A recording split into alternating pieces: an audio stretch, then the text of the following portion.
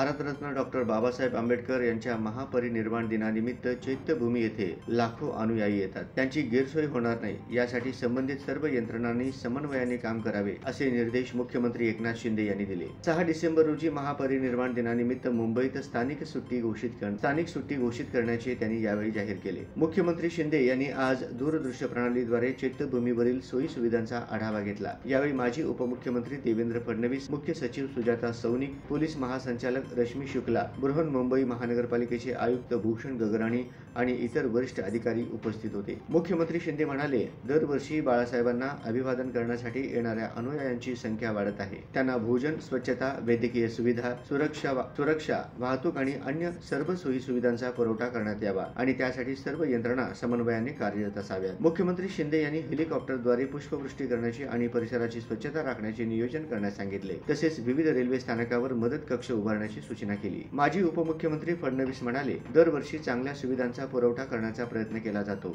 यावर्षीही कोणतीही कमतरता राहणार नाही याची काळजी घेतली जाईल। त्यांनी सर्व संबंधित यंत्रणांना समन्वयाने कार्य करण्याचे आवाहन केले। महापरिनिर्वाण दिनासाठीच्या तयारीला सुरुवात असून यावर्षी चांगल्या दर्जाच्या सुविधांचा पुरवठा करण्याची ग्वाही देण्यात आली आहे।